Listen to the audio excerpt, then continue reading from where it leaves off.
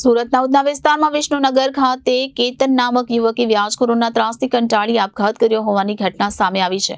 Udhna police દ્વારા યોજાયેલ લોક દરબારમાં વ્યાજખોરોથી પીડિત પરિવાર આવતા સમગ્ર મામલો સામે આવ્યો હતો. હાલ પોલીસે ફરિયાદ લઈ 2 આરોપીની ધરપકડ કરી આગળની વધુ કાર્યવાહી હાથ ધરી છે. સુરતના ઉધના વિસ્તારમાં વિષ્ણુનગર ખાતે કેતન નામના યુવકે વ્યાજખોરોના ત્રાસથી કંટાળી આપઘાત કર્યો હોવાની ઘટના સામે આવી છે. વિષ્ણુનગરમાં રહેતા કેતન પાટીલ ઓનલાઈન સાડીનો વેપાર કરતો હતો, જેથી વેપારના કામ અર્થે કેતન પાટીલે ડિસેમ્બર 2023માં વિજય પાટીલ અને તેની પત્ની ભારતી પાટીલ પાસેથી રૂપિયા 3 લાખ તથા ઉમેશ સોનવાણે પાસેથી રૂપિયા 1 લાખ વ્યાજે લીધા હતા, જેથી કેતન આ તમામને ઓનલાઈન તથા રોકડેથી વ્યાજ ચૂકવતો હતો. તેમ છતાં વ્યાજખોરો ઉઘરાણી કરી અવારનવાર ધમકી આપી ત્રાસ આપતા હોવાની મૃતકના પરિવાર દ્વારા હકીકત જણાવવામાં આવી છે. મૃતક કેતને તેના પિતાના નામે રૂપિયા 1 લાખની પર્સનલ લોન લીધી હતી તથા માતાનું મંગળસૂત્ર પણ ગીરવે મૂક્યું હતું, જેથી વ્યાજખોરો વારંવાર માનસિક ત્રાસ આપતા હોવાથી તણાવમાં આવી કેતને ગળે ફાંસો ખાઈ આપઘાત કરી લીધો હતો. જોકે આ મામલે પોલીસે ફરિયાદ લઈ 2 આરોપીની ધરપકડ કરી છે. એને તો ઘરે નહીં બતાવેલું, અમે ફોન હેરાન કરતા હતા. પછી એના મોબાઈલમાં મેસેજ મળેલો.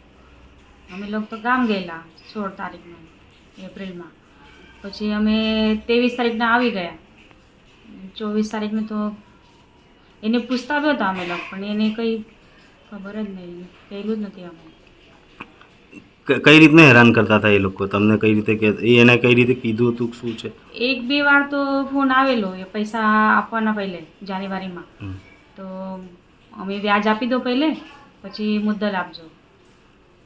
પછી અમે ગામથી પૈસા બી માંગ્યા 5 લાખ રૂપિયા. એને આપી બી દીધા. અમે એને 2-3 જણના હતા, આપી દીધા.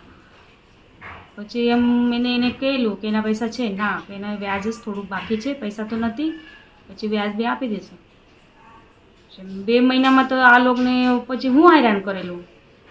એની ગાડી હતી, એના પપ્પાની હતી, અને એને વેચી નાખેલી ગાડી બી. મારો સોનો ગીરવી મૂકેલો. આ કઈ રીતે તમને ખબર પડી? શું કરતા અત્યારે? એ તો અમે જાન્યુઆરીમાં ગામ ગયેલા ના, એક છોકરો મારા ઘર આવેલો હતો. એને માસી એના પર કરજો થયેલો છે, એને તમે સાંભળજો, બેને પૂછજો કે વાત છે. એ તો પછી એ કંઈ કરી લે. પછી એને પૂછેલું મેં, તો હું વાત થયેલું. તો એને કહેલું મને થોડુંક મેં ધંધો માટે કે ફસી ગયો હતો, તો એને કર્જા થઈ ગયું. પછી એને પપ્પાને કહેલું મેં, તો એને પપ્પાને એનું એવું થયું છે. એને પપ્પાને એને પૂછેલું લાલુ શું થયેલું, તો એને પપ્પાને બી બતાવ્યું.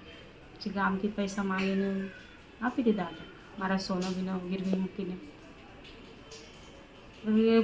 એક છોકરો એને ઉમેશ એ આવેલું, માસી કે મને 19,000 વ્યાજ બાકી છે ખાલી. એ એપ્રિલમાં આવેલું. મેં એને કહેલું અત્યારે તો અમારા પાસે પૈસા નથી, એ મેં આપી દેશે 5,000 કહીને. તો એ છોકરા માની ગયા. પછી એને બહાર ધમકી આપતો હતો, તારે ગાડી ઉચકી લે ને. તો એને બી બીજા છોકરાને કહેલું એને મને, તો માસી એને ધમકી આપે છે, તો એને ગાડી ઉચકી લે નહીં તો તને કંઈ કરી નાખશે.